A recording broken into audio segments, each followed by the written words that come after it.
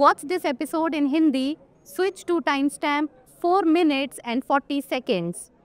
Hello and welcome to another episode of Legal Update. The topic of discussion is copyright in a cinematograph film. Why in news?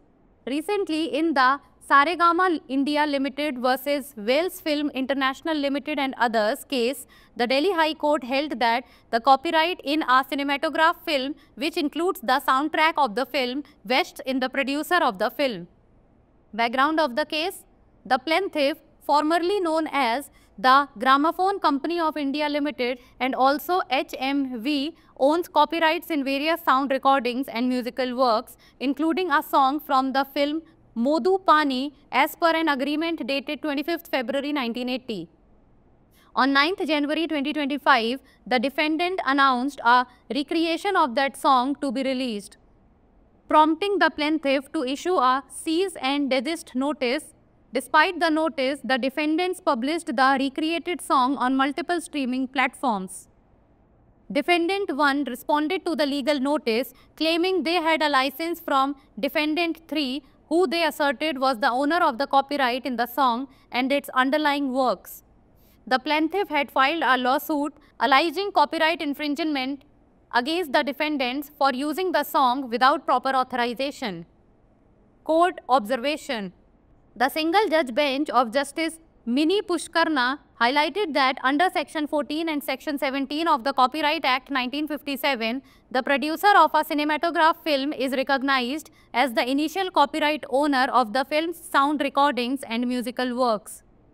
The 2012 amendment to Section 17, which grants music composers rights unless specifically assigned to the producer, does not apply as the case involves works created before the amendment.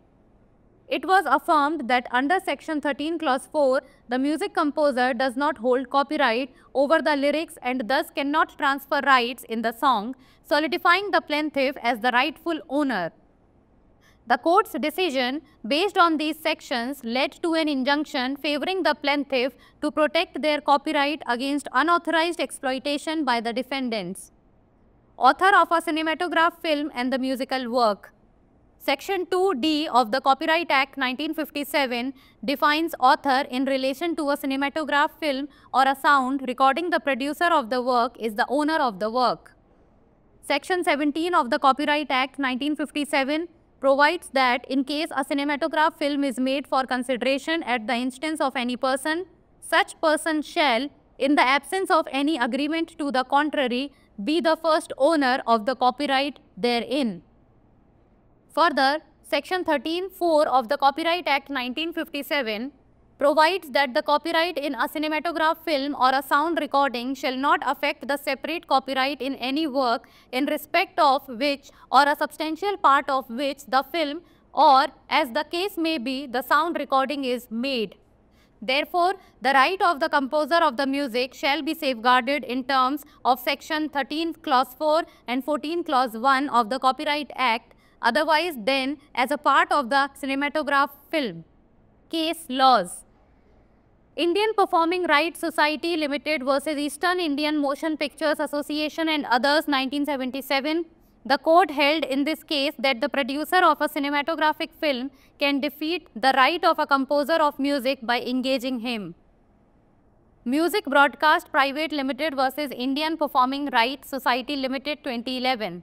The Bombay High Court in this case held that the first owner of the copyright in a literary work and a musical work are the author of the literary work and the composer of the musical work respectively.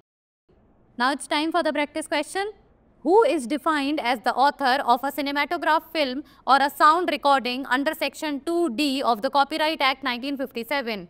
The script writer, the director, the producer, or the lead actor? Send the answer of this question in the comment section. That's all for today. Thank you so much for watching.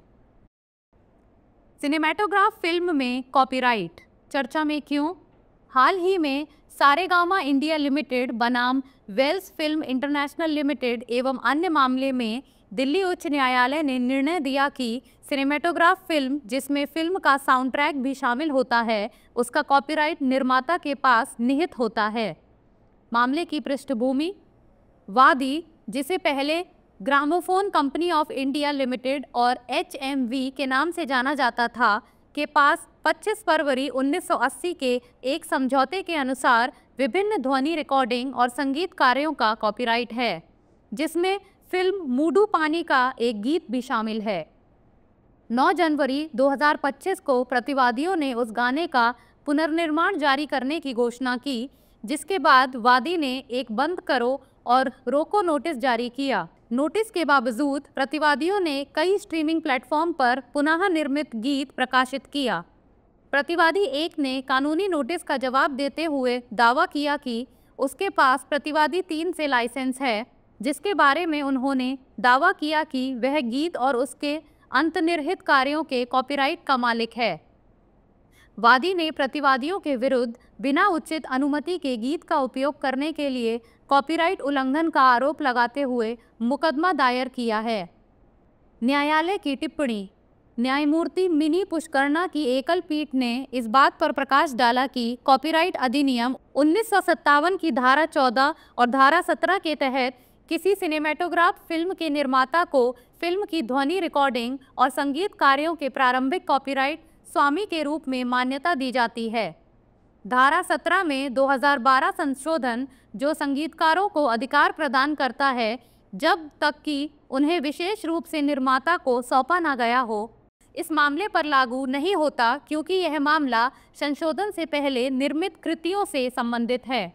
यह पुष्टि की गई कि धारा 13(4) के तहत संगीतकार के पास गीत के बोलों पर कॉपीराइट नहीं है और इसलिए वह गीत में अधिकारों को हस्तांतरित नहीं कर सकता है, जिससे वादी को सही मालिक के रूप में स्थापित किया जा सकता है।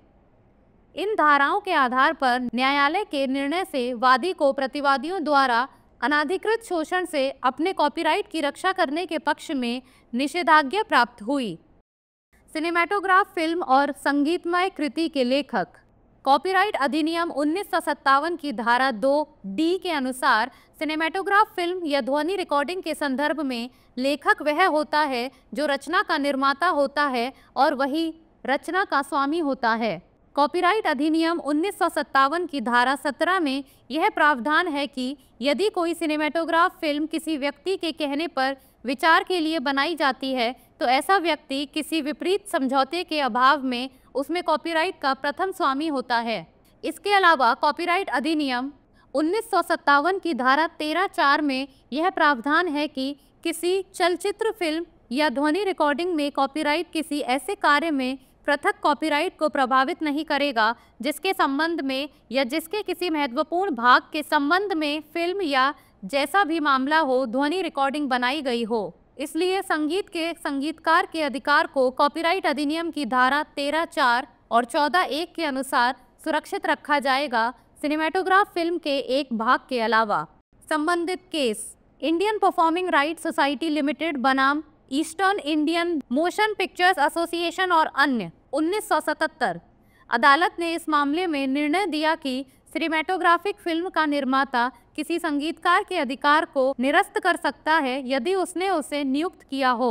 म्यूजिक ब्रॉडकास्ट प्राइवेट लिमिटेड बनाम Indian performing rights society limited 2011। इस मामले में बॉम्बे उच्च न्यायालय ने माना कि साहित्यिक कृति और संगीत कृति में कॉपीराइट के प्रथम स्वामी क्रमशः साहित्यिक कृति के लेखक और संगीत कृति के संगीतकार होते हैं। अब बारी है अभ्यास प्रश्न की। कॉपीराइट अधिनियम 1957 की धारा 2D के तहत सिनेमेटोग्राफ फिल्म या ध्वनि रिकॉर्डिंग के लेखक के रूप में किसे परिभाषित किया गया है? पटकथा लेखक, निर्देशक, उत्पन्न करने वाला या मुख्य अभिनेता? आप इस प्रश्न का उत्तर हमें कमेंट सेक्शन में दे सकते हैं। आज के लिए इतना ही, धन्यवाद।